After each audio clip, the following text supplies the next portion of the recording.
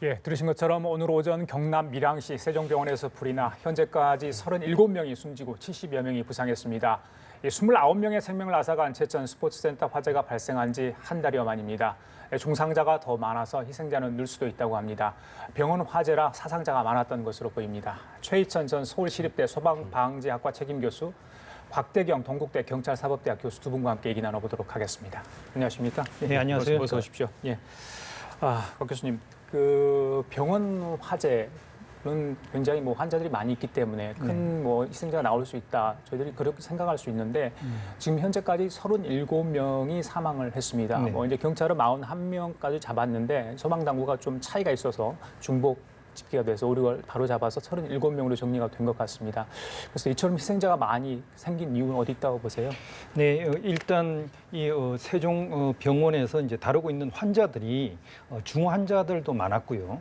그리고 또 고령의 그 환자들도 많았다고 합니다. 예. 그래서 이제 본인이 혼자서 바로 어떤 화재 현장에서 피할 수 있는 이런 능력을 가진 그런 분들이 그렇게 이제 많지 않았던 그게 이제 문제고요. 그리고 또 이제 유독가스에 유달리 많이 이제 피해를 당한 것 같은데 사실 이 유독가스는 일단 불이 나면은 뭐 일산화탄소라든지 아니면 염화수소 이런 게 이제 발생을 하면서 보통 사람도 한 3분 정도만 유독가스를 마시게 되면 이게 심정지 상태가 오고 5분 정도 노출이 돼버리면 뇌사가 가거든요. 그러니까 이 중환자나 아니면 나이가 많은 분들이 신속하게 현장을 빠져나가지 못함으로써 유독가스에 의해서 이렇게 많은 피해가 발생한 것 같습니다. 그래요. 중환자들이 대부분이었고 또 70대 이상의 고령자들이 많았다고 하죠. 자, 최 교수님, 교수님 어떻게 보십니까?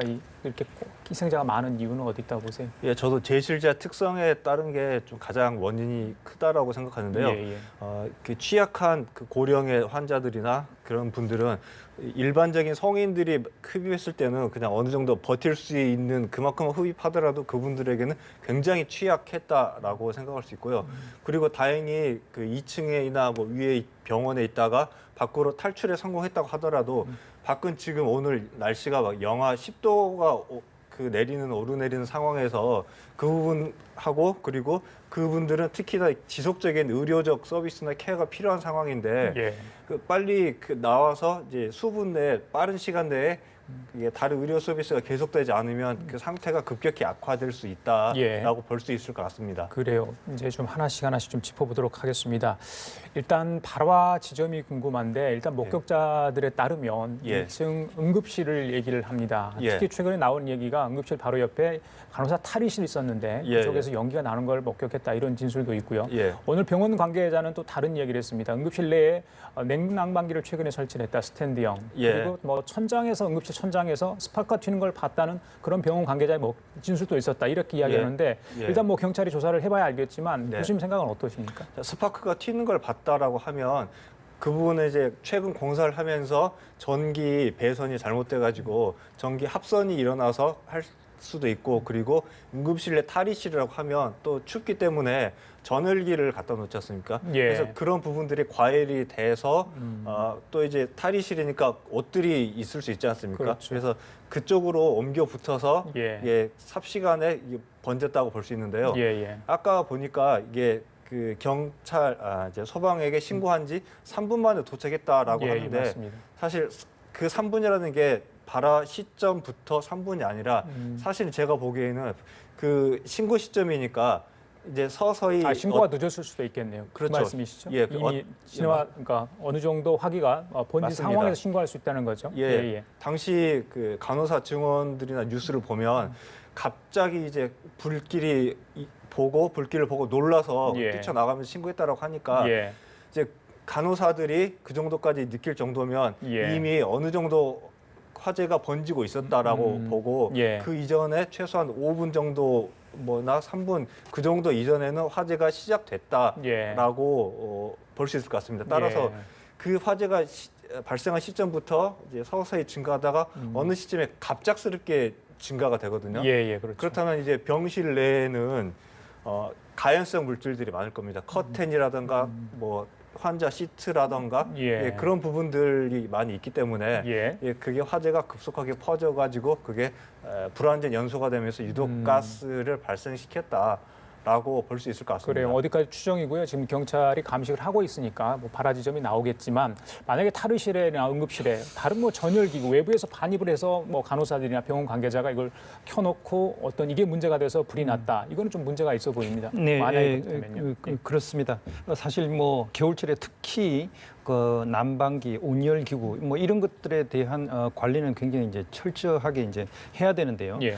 지금 날씨가 이제 굉장히 춥다 보니까 뭐 하루 종일 이제 틀어놓는 이런 경우가 있습니다. 그러다 보면 이게 과열이 될 수도 있고 또 이제 연료를 이용해 가지고 난방을 하는 그런 경우에는 연료가 떨어진 상태에서 미처 모르고 예. 계속 사용을 하다가 이런 일이 발생할 수도 있고요. 예. 또 여러 가지 전열 기구를 한꺼번에 이제 사용하다가 전기 합선이 이제 생길 수도 있습니다. 예, 예. 그런데 지금 현재 뭐 사진상이지만은 현재 이제 화재가 발생한 현장을 보면 그 완전히 바닥에서부터 천장까지 완전히 지금 시커멓게 이제 탄 걸 볼 수 있습니다. 예, 예.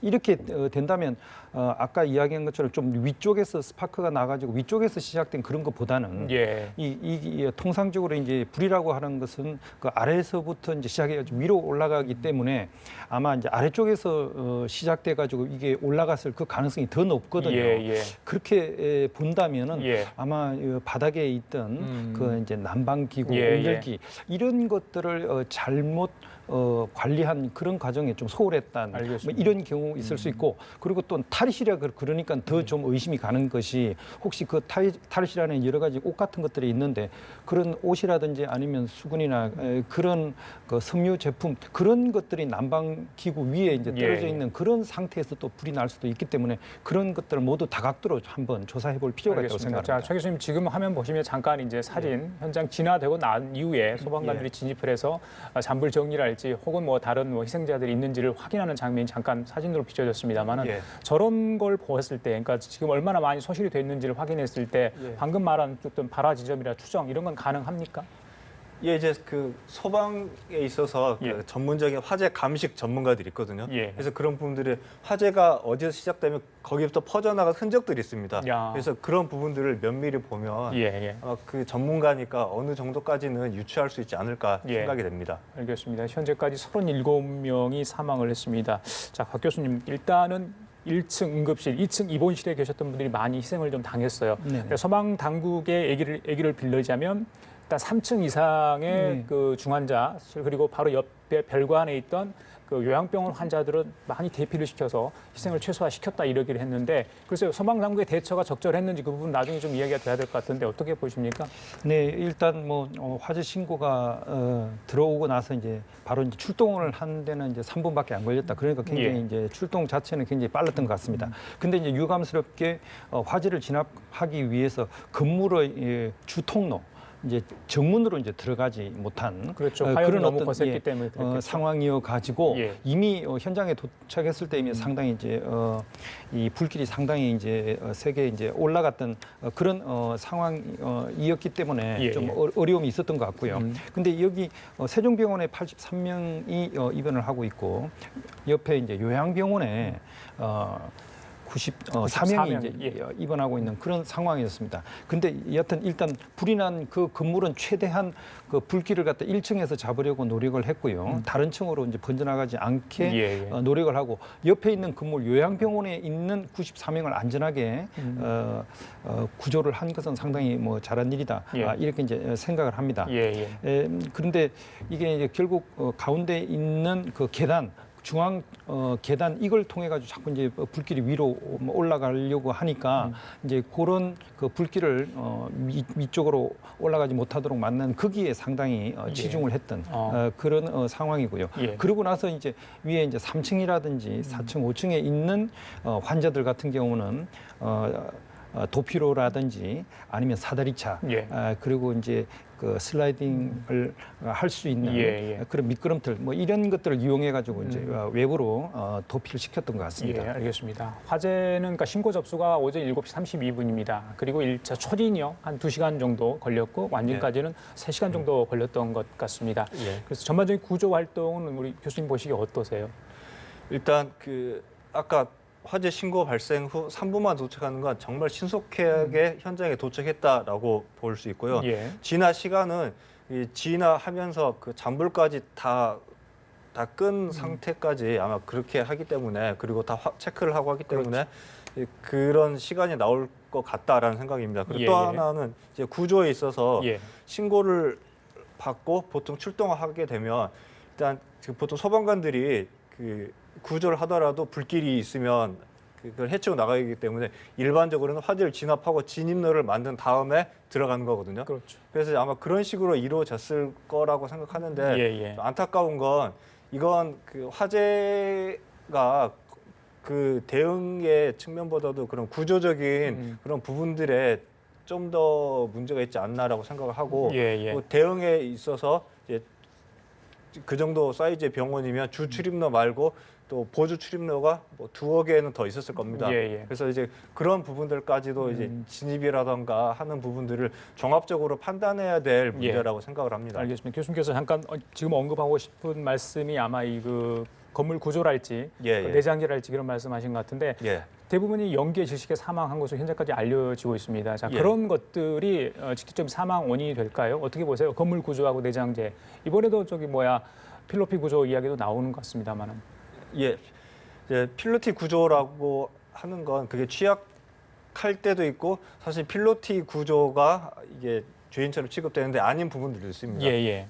지난번에 제천 화재를 보더라도 그 당시에 필로티 구조였던 게 가장 문제가 된 게 뭐였냐면 그 연소 물질인 차량들이 있지 않습니까? 차량들이 폭발하면서 그게 건물 메인 출구하고 어느 정도 콘크리트라든가 그걸로 막혀 있었으면 시간이 지연됐을 텐데 상당 부분이 그 필로티 주차장과 건물 간에 유리로 돼 있습니다. 그래서 그런 부분들 때문에 차량이 폭발하면서 유리가 깨지고 연기가 계속 밀고 들어온 그런 상황이거든요.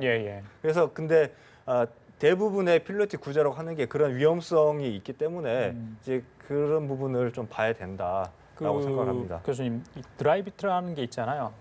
지난번에 그 내장재입니까? 이게 화재의 원인이고 이게 더 불을 더 키우는 부분이 있다. 이런 뭐 실험까지 연소 실험까지 하는 경우 굉장히 많은데 이번에도 그렇게 좀 시공이 된 것 같아요. 이게 유독가스를 발생하지 않나요? 예, 그렇습니다. 사실 이제 건축 자재 중에 사실 화재에 강한 게 있고 그리고 이제 사실 그런 어떤 내연 재료로 된 게 있고 좀 이제 그 화재에 약한 게 있고요. 더더군다나 또 이제 만약에 화재가 이제 발생했을 경우에 다른 것보다 유달리 이제 유독가스를 갖다 많이 발생시키는 그런 건축 자재들이 있거든요.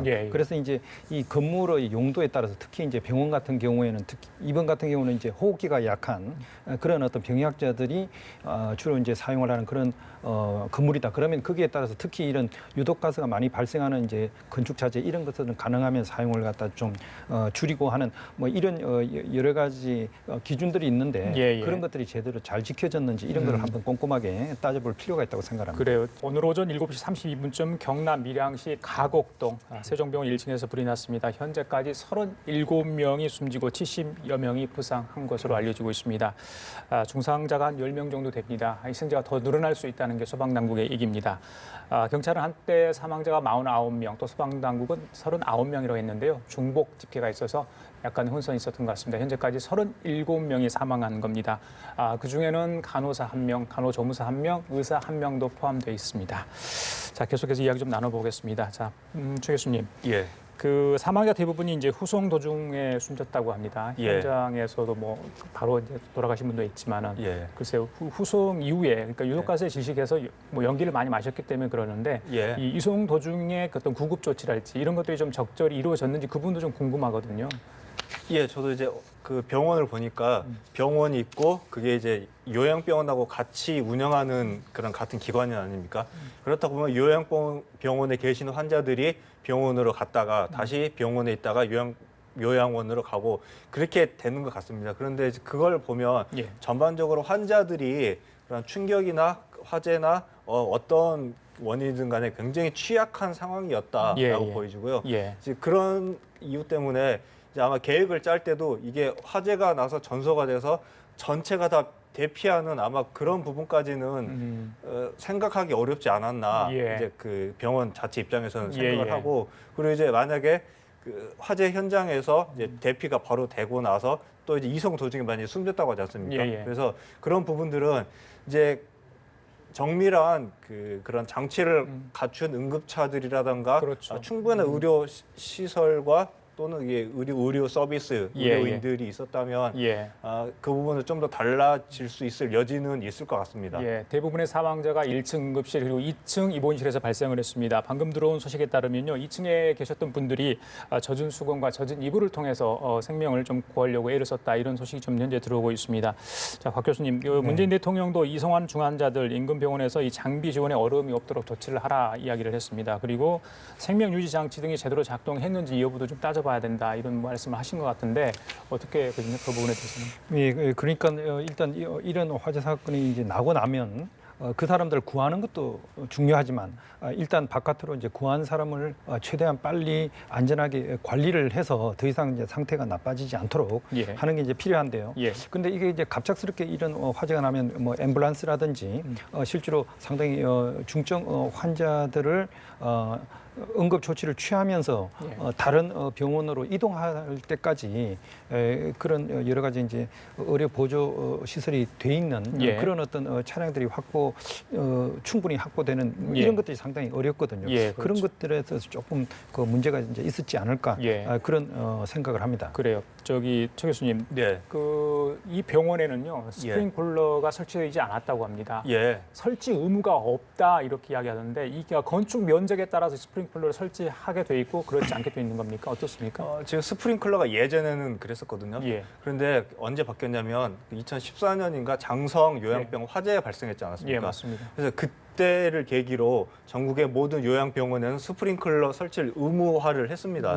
그런데 이제 한꺼번에 다 할 수 없기 때문에 그렇죠. 그리고 그 병원들이라는 건 지어진 당시에 법에 의해서 조촉을 받기 때문에 그래서 유예 기간을 줬습니다. 아마 유예 기간이 2018년 6월까지인 걸로 기억합니다. 맞습니다. 그래서 2018년 6월까지는 어쨌든 모든 그 요양병원에 스프링클러를 갖춰야 되고 그렇지 않은 경우라도 좀 더 스프링클러보다 좀 더 약한 게 있거든요. 간이 스프링클러라고. 그건 일반 스프링클러는 별도의 수건을 사용하는데 간이 스프링클러는 일단 그 수도꼭지 씁니다. 그런 부분하고 상수원하고도 연결될 수 있는데 그런 거라도 아마 갖춰놔야 하는 걸로 기억을 합니다. 그러면 이번에 불이 난 곳은 이제 사실은 일반 병원이잖아요. 바로 그 별관이 요양병원이고 그러면 그 일반 병원도 설치 의미가 있는 겁니까? 스프링클러를 같이 적용을 받는 건죠? 그 부분 확인을 해봐야 되는데 아마도 일반 병원도 그 나름 병원이라고 하니까 거기에 대해서 스프링클러의 조촉을 아마 같이 받아야 일단은 됐다라고 생각을 합니다. 처음에 법을 만들 때 그게 미비한 점이 있었으면 같이 해야 되지 않았을까. 만약에 아니라면 이번을 기회로 뭔가 좀 제도적으로 정비가 좀 필요하겠네요. 맞습니다. 교수님 어떻게 보세요? 그 부분에 대해서는? 네, 당연히 지금 요양병원 같은 경우는 아까도 말씀드렸지만 본인이 스스로 어떤 위험한 상황을 인지를 하고 현장을 빠져나오기 어려운 그런 건강상의 문제가 있는 그런 분들이 있거든요. 그렇기 때문에 최대한 안전 장치를 갖다가 설치하는 게 필요하고 그리고 화재 사건에 대해서 이제 대응할 수 있는 중요한 장치 중에 하나가 이 스프링클러 아닙니까? 맞습니다. 그렇기 때문에 특히 중환자나 그런 어떤 노령의 환자가 많은 이런 요양병원 같은 경우 반드시 스프링클러가 설치되는 것이 꼭 필요하다고 생각합니다. 알겠습니다. 주민들이 직접 구조 활동을 했다고 하는 거 아니겠습니까? 상당히 이런 급하고 위험한 순간에 상당히 뛰어난 시민 정신을 발휘해서 적극적으로 소방 당국과 그리고 그 협조를 해가지고 이제 환자들을 돕는 그런 모습을 보였던 것 같습니다. 그 최 교수님 그리고 희생자 중에 6명이요 이 엘리베이터에 갇혀 있는 상태로 발견이 됐다고 합니다. 제가 알기로 상식으로 불이 났을 때 엘리베이터를 이용해서는 안 된다고 알고 있는데 그만큼 상황이 급박했다 이렇게 보면 되겠을까? 그렇게 제가 보기에도 통상적으로 화재가 발생하면 이제 그 연기라던가 열기가 엘리베이터가 수직으로 뻥 뚫려 있지 않습니까?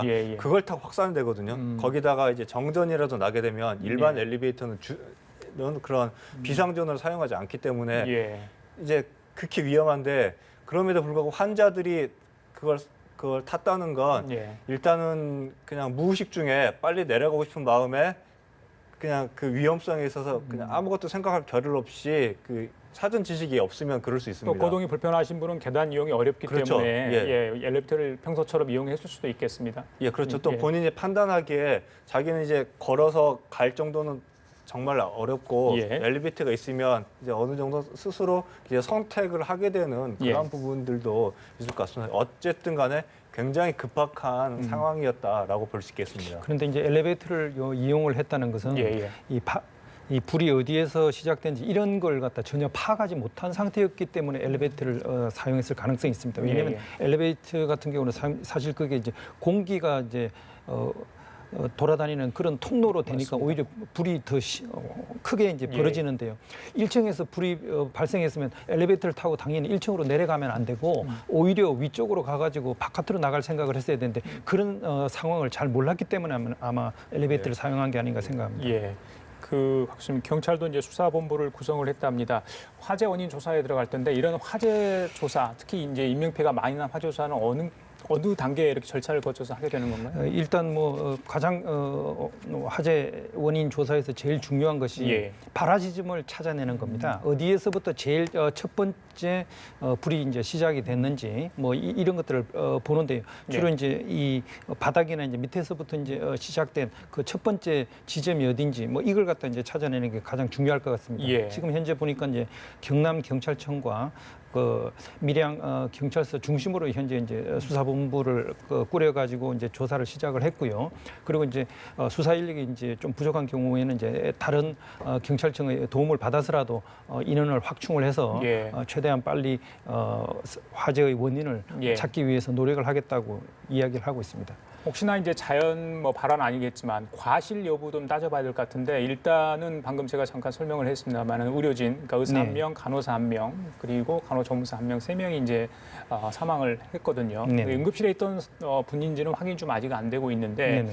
글쎄요, 뭐 현재 당직자들이 네. 아마 있었을 것 같습니다. 여러 명이. 네. 그런데 이제 그분들을 상대로 조사를 해봐야 되겠죠? 과실 여부에 네, 대해서는. 그렇습니다. 만약에 이런 분이 드러나면 어떻게 되는 겁니까? 현재 뭐 진료를 하고 있는 그런 어떤 상황에서 이제 화재가 뭐 난 거 아닌가 이렇게 예. 이제 생각하는데요. 당시에는 뭐 의사 2분하고 그리고 이제 간호사, 간호조무사 9분 총 11분이 이제 근무를 하고 있었던 걸로 예. 그렇게 이제 보여집니다. 그런데 이제 그 중에서 이제 8분은 대피를 한 것 같은데요. 예. 유감스럽게도 의사 1분하고 간호사 1분, 간호조무사 1분 이렇게 이제 3분이 이제 희생을 당했습니다. 예. 이제 의사 선생님은 1층에서 피해를 당한 것 같고요.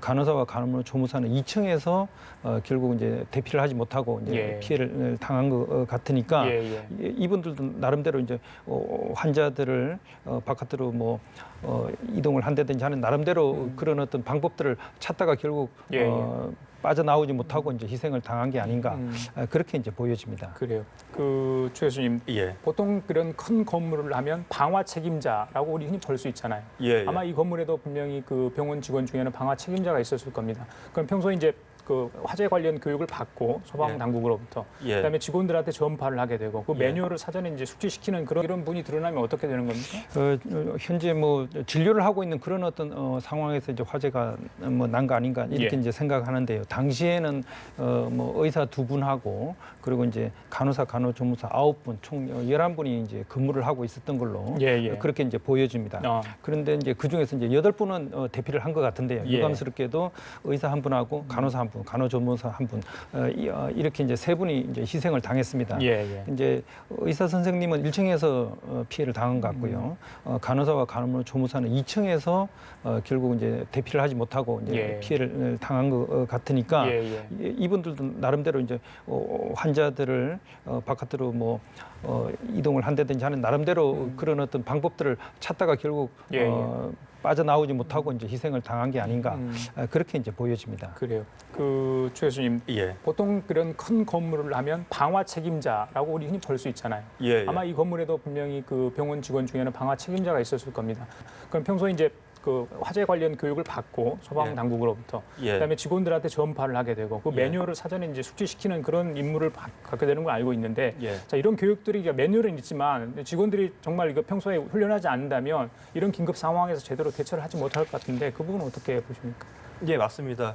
화재라든가 모든 재난에서 일단 그 정상적인 상황이 아니기 때문에 모두가 다 교육받거나 하지 않으면 긴장하게 되거든요. 예. 그렇게 되면 이제 정상적인 판단을 하기가 어렵게 되는 거죠. 그래서 이제 화재가 발생을 하게 되면 이제 가장 중요한 게 관리자 입장에서는 자 이제 그 장성병원도 그렇고 이번에 밀양도 화재가 났습니다. 그러면 전국의 모든 요양병원에 계신 관계자분들이 자, 한번 자기 스스로 반문해 봐야 된다고 생각하는데요. 예. 자 그렇다면 화재가 발생하면 우리는 어떻게 하는가? 그거를 이제 그 글로서 매뉴얼이라든가 있는데 이제 그걸 떠나서 이제 실제적으로 자기들이 그걸 대처할 수 있을까를 한번 생각해 보면 예. 지금 당장 화재가 났다라고 스스로에게 물어보면 아마 아무것도 머릿속에 떠오르지 않을 가능성이 높습니다. 이제 그만큼 교육과 평상시 훈련이 굉장히 중요하고 예. 그런 부분들이 계속 전파되는 것이 좀 더 신경을 써야 된다라고 생각을 합니다. 알겠습니다. 교수님, 보통 보면 이것도 뭐 화재 사건이라고 하면 사건인데 지난번에 제천 화재 뭐 사건도 있었고요. 이번에 보건복지부가 이제 정신적인 어떤 피해, 또 유가족들, 네. 희생자 가족들을 위해서 이런 것도 뭐 이제 급파를 했어요. 관련 네. 인원들을. 어떻게 보십니까? 그 트라우마를 극복하고 예. 이번에 이제 제천 화재 분들도 오늘 사고 소식을 접하고 눈물을 흘렸다 이런 소식도 들어와 있습니다. 그렇습니다. 사실 더 이제 후유증 이런 게 이제 걱정이 되는 게 이런 충격적인 사건을 당하고 나면 피해자 당사자도 그렇지만 예. 주변의 가족이라든지 뭐 이웃들 뭐 이런 사람들도 상당히 이제 정신적인 충격을 받게 됩니다. 예. 특히 이제 뭐 본인이나 주변에 가까운 사람들 같은 경우 이걸 갖다 외상후 스트레스 증후군 뭐 그래가지고 굉장히 큰 사건이 나고 나면 그 당시의 상황에 대한 고통스러운 기억이 반복적으로 다시 이제 되살아나는 예. 그런 경험을 하게 됩니다. 그래서 이제 순간적으로 생각나는 그러게 뭐 섬광처럼 생각이 난다 그래가지고 플래시백 현상 뭐 이런 것들을 갖다가 끊임없이 이제 겪게 되는데 예. 그럴 때 좀 정신적으로 안정을 취하고 상담을 하고 그런 어떤 충격들을 좀 완화하기 위한 그런 여러 가지 이제 좀 치료 뭐 이런 것들을 좀 지속적이고 체계적으로 해주는 것이 굉장히 필요합니다. 그래서 이제 그런 걸 담당하는 전문가들을 갖다가 보내려고 하고 있는 것 같습니다. 예, 자 국내 병원에서 일어난 화재에 따른 인명 피해 요양병원에 집중돼 왔습니다. 환자들이 고령의 치매나 중풍으로 거동이 불편하지만 안전관리 실태는 미흡하다 이런 지적이 끊이지 않고 있는 상황인데요. 이번 참사가 빚어진 이 밀양 세종병원도 요양병원을 함께 운영하고 있습니다. 강은나래 기자의 리포트 보시겠습니다. 최근 10년간 국내 병원 대형 화재는 28건. 이 중 사망자가 10명 이상인 사고는 모두 요양병원에서 발생했습니다. 2010년 경북 포항과 2014년 전남 장성 요양병원 화재로 각각 10명, 22명이 숨졌습니다. 환자 대다수가 혼자 대피하는 것 자체가 어렵기도 하지만 구조적인 문제점들도 지적됩니다. 지난해 말 서울시 소방재난본부가 요양병원 등을 불시 점검해보니 55건의 위법 사항이 적발됐습니다. 중구의 한 요양시설은 방화문을 아예 잠가두고 자동 열림 장치도 설치하지 않았습니다. 관련법에 따라 불이 나면 문이 알아서 열리게 하는 장치를 의무적으로 달아야 하지만 무시한 겁니다. 또 다른 시설은 복도 한가운데 철문을 만들어둬 대피가 아예 불가능했습니다. 정신 이상이나 치매 환자를 쉽게 관리하기 위해 임의로 설치한 시설입니다. 영등포의 한 요양시설은 치료실 자동문에 화재, 정전 감지 기능을 두지 않아 위급 시 거동도 불편한 환자들이 꼼짝없이 갇힐 위험이 있었습니다. 불이 나면 지상으로 펼쳐 탈출을 돕는 피난구조대, 일명 미끄럼 구조대 자리를 침대나 가구로 막아두거나 탈출용 창문을 너무 작게 만든 경우 화재 수신기나 유도 등을 고장난 상태로 방치한 경우들도 다수 적발됐습니다. 연합뉴스 TV 강은나래입니다. 예, 최 교수님. 네.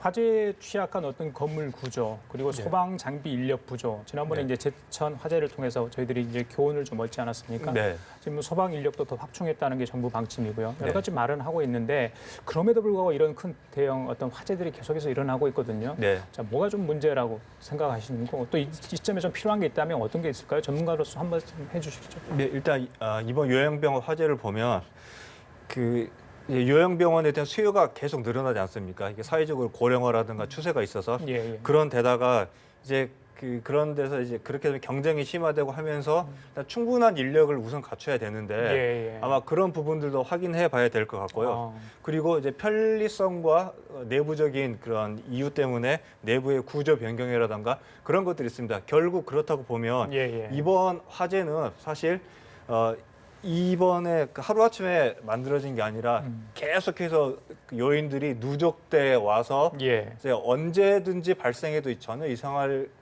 게 없는 그런 거였다라고 생각합니다. 그래서 이건 비단 밀양 그 병원만의 문제가 아니라 다른 그런 요양병원들 그리고 제천 스포츠센터도 그 기존에 수많은 문제들이 누적된 문제들이 발견되지 않았습니까? 그래서 그런 부분들은 사회가 전체적으로 어떻게 풀어가야 될지에 대해서 정부가 한번 진지하게 이제 고민을 해봐야 된다라고 생각을 합니다. 곽 교수님, 방금 최 교수님 말씀에 따르면 일단은 특히 요양병원 같은 경우는 그 인력들이 좀 많이 필요한데 지금 그 세종요양병원 같은 경우는 한 35명이 이제 전체 인력인 것 같아요. 그렇다면 환자 수를 보면 최소한 한 명이 3명을 좀 이렇게 케어를 해야 되는 그런 상황이 아닌가 싶은데요. 인력이 좀 부족하지 않나 이런 생각이 듭니다. 그런데 이제 또 이제 병원을 이제 운영하는 그런 입장에서 나름대로 이제 어려움은 있지 않았을까 이렇게 이제 생각을 하는데요. 실제로 이제 대피를 할 때 같은 경우는 중환자라든지 아니면 고령의 환자 같은 경우는 그 한 명이서 대피를 시키기가 어렵습니다. 최소한 옆에서 이제 2명이 양쪽에서 잡든지 아니면 한 명이 이제 진로를 갖다가 헤쳐가면서 가기 때문에 2~3명이 사실 이제 붙어가지고 이제 대피를 시켜야 되는 이런 어떤 상황이거든요. 그런데 이제 평소에 아마 이 근무를 할 때는 지금 이 시간이 이제 7시 30분 뭐 그 정도면 이제 아침 시간 그럴 때는 이제 그 간호사, 간호조무사 9명하고 이제 의사 선생님 이제 2분이 이제 있었다는 거 아닙니까? 그런데 이제 그렇게 환자들을 돌보는 정도의 필요한 최소한의 인원만을 갖다가 이제 근무를 시켰을 가능성이 이제 높습니다. 그래서 이제 실제로 이런 요양병원 같은 경우에 실제로 치료에 필요한 그 인원 그리고 실제로 만약에 이런 어떤 위험한 상황에 대피에 필요한 그런 인원 뭐 이런 것들을 다 종합적으로 판단을 해서 적정한 인원들을 근무하도록 하는 것이 필요하다고 생각합니다. 최 교수님, 그 소방 장비와 인력 문제는 항상 뭐 지적이 되었던 부분인데 글쎄요, 뭐 전문가시니까 그쪽 부분에 대해서 소방 인력들이 뭐 지방 공무원에서 뭐 이제 국가 공무원 전환 문제도 한 현안이었는데 뭐 이번에 좀 해결될 부분도 좀 있어 보여요. 하지만 여전히 그러니까 소방 인력에 대한 처우도 열악하다. 한쪽은 그런지만 이번에 제천 화재처럼 부실 대응으로 인해서 뭐 징계까지 받는 이런 일도 벌어지지 않았습니까? 그 소방 시스템에 대해서는 어떻게 보십니까? 인력이나 장비 부분에 대해서. 기본적으로 서울이나 수도권은 그런 대로 충원이 되고 어느 장비도 최신식으로 그렇게 갖춰놓고 있는데 지방 같은 경우는 문제가 뭐냐면 이제 그 지방의 이제 최고 의사 결정자가 정치이지 않습니까? 그러면 그분들이 판단을 하기에는 이건 여기에 들어가는 건 비용으로 생각할 수가 있습니다. 따라서 똑같은 예산을 넣고 본다면 어디 쪽에 배분을 하는 게 가장 유리할 것인가 그런 판단도 있을 수 있다라고 보고요. 근데 여하튼간에 그리고 똑같은 그런 우리가 이제 그 기준에 따르더라도 서울은 인구가 밀집된 인구가 모여 있지 않습니까? 지방은 근데 인구 밀도가 낮습니다. 그래서 똑같은 인구를 커버한다고 하더라도 소방관 1인당 그 커버할 수 있는 범위는 굉장히 늘어날 수가 있습니다. 그래서 이런 부분들이 복합적으로 작용을 한 결과 오늘날의 현실에 이르게 된 게 아닌가라고 생각을 합니다. 거기서 마지막으로 국가 재난 시스템을 이야기하지 않을 수 없습니다. 굉장히 많이 이런 일이 이제 일어나고 있는 상황에서 다시 한번 점검을 해야 되는 겁니까? 말로만 이렇게 해서는 안 될 것 같은데요. 항상 무엇보다 이제 중요한 게 사실은 예방입니다. 이게 어떤 일이 터지고 나서 뒤늦게 상황을 갖다가 대응을 하고 사후수습하는 이런 것보다 평상시에 우리 생활 주변에서 이런 문제라든지 화재가 발생할 수 있는 어떤 빈틈이나 허점이 있는지 이런 거에 대한 사실 이제 뭐 점검인데 특히 이런 경우에는 이제 소방 점검이거든요. 그렇죠. 소방 점검이 이걸 갖다가 제대로 원칙에 맞게 철저하게 하고 그리고 소방 점검에서 만약에 이제 미비점이 있는 걸로 지적을 받는 경우에는 반드시 시간을 딱 정해주고 어느 정도 일정 기간 안에 반드시 시정을 하도록 예. 하는 이런 좀 강제적인 이런 조치들이 필요하고 예. 그리고 사실 이제 건물주라든지 아니면 시설을 운영하는 그런 어떤 사람들 입장에서는 이런 우리들의 사회 안전에 대한 투자는 결코 이 비용을 지불하는 것이 아니라 더 큰 피해를 막음으로써 예. 우리 사회에 큰 혜택을 주는 굉장히 의미 있는 효율적인 투자다라는 그런 인식의 전환도 필요하고 그것에 대해서 이제 국민들이 적극적으로 좀 예. 지원을 해주는 예. 그런 사회적 분위기가 만들어지는 게 좀 필요하다고 생각합니다. 알겠습니다. 뭐 청와대를 비롯해 정부 뭐 오늘 사고 이후에 뭐 신속하게 움직임은 있습니다만은 국민의 기대에 맞는지 맞춰지 가는지는 좀 저희들이 지켜봐야 될 것 같습니다. 자, 지금까지 최희천 전 서울시립대 소방방재학과 책임교수, 곽대경 동국대 경찰사법대학 교수 두 분과 함께 얘기 나눠봤습니다. 말씀 감사합니다.